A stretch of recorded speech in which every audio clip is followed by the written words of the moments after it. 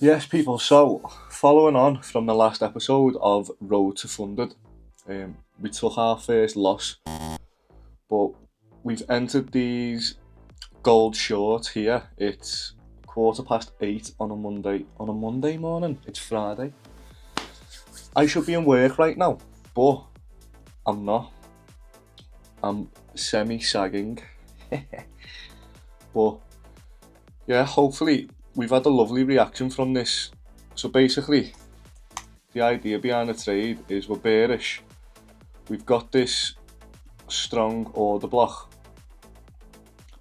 We've mitigated and rejected strongly. So yeah, this is basically the trade idea. If we get like another strong close to the downside, I probably will move my stop loss to break even.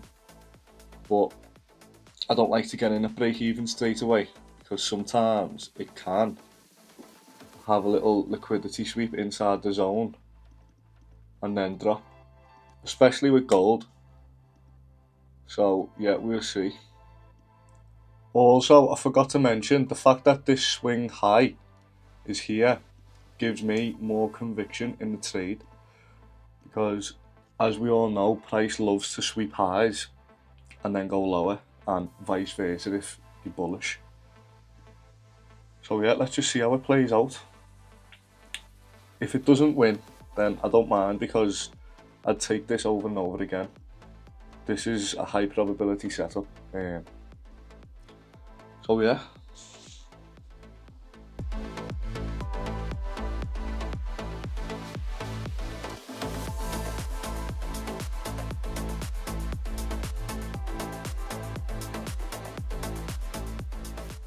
Right, so I've got to go to work, but I'll keep you updated. It's not looking good at the minute. We need a strong bearish candle close for any chance for this trade to reverse.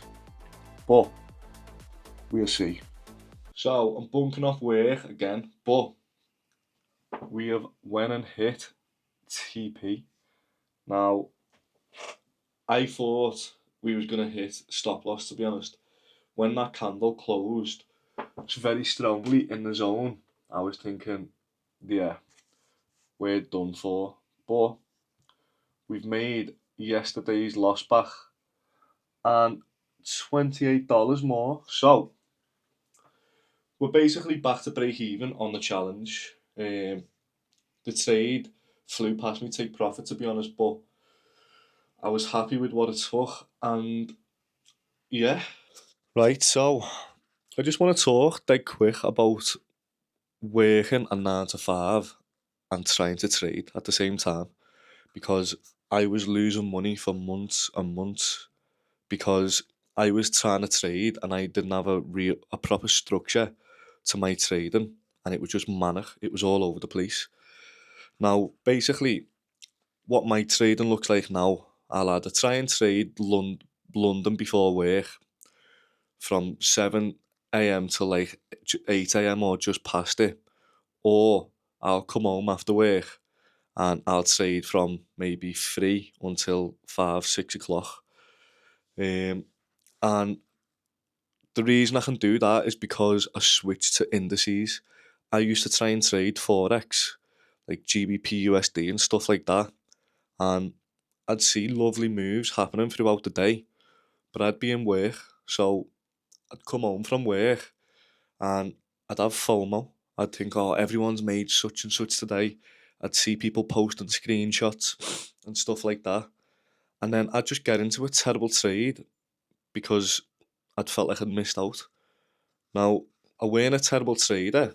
I knew what my strategy was. I knew what a high probability setup was. But everything just weren't aligned. So that's why you've got to do your back testing.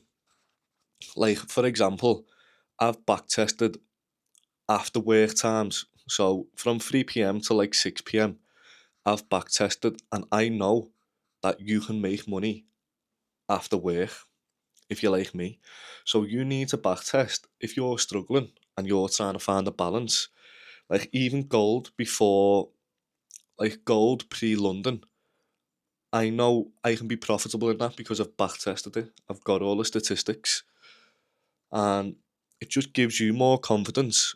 Because let's say when I was trading Forex, I'd come home, take a loss, and I'd think, is this strategy even profitable in this time window? Like, I knew it'd be profitable in London session and New York because I'd see it happening throughout the day. But when I was coming from home from work, I didn't have the statistics and the results. That strategy what I was using mightn't have been profitable after a certain time. So yeah, if you're like me and you've got a 9 to 5 and obviously you're trying to get out of it, you need to backtest after work, or you need to find out what your strategy is best, find out how you trade, and you need to evolve your life around that. Otherwise, it's never going to work. But what I will say is, there is always a way. Even, let's say I had to start doing night shifts. If I had to start doing night shifts now, I'd work out a time if I had to trade London session or whatever it may be. You get the point. Like, you've got to adapt, and there is a way to do it because there's people making money in the market in every single session. So there isn't any excuses. There's people getting up in the middle of the night to trade because of their time zones. You've just got to make it work around you and never give up. When you go through them bad times of losing money, and by the way, I'm not saying I'm a perfect trader and I'm where I want to be, but I'm just going off the transition of from unprofitable to break even, and from break even to profitable, like I have been the past few months. That's what worked for me. You need to have a structure of do's and don'ts. There's no way now that I'll be checking my charts in work. I just don't do it no more. I've lost too much money and felt too much heartache where I've been in work. I'm trying to concentrate in work. I know I'm in a trade. It's just too much, even for my mental capacity and psychology. It's just far too much. Um, so now I'm comfortable with knowing if I wake up in the morning and I haven't took a trade before work, I can come home and look at the indices after work, the Nasdaq, the S&P, even gold. Sometimes later on in the day is very volatile. So yeah, that is basically going to wrap up this video.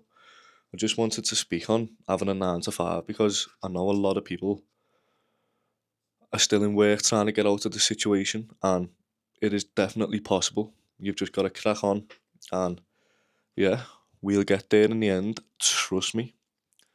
I'll see you on the next episode. Peace out.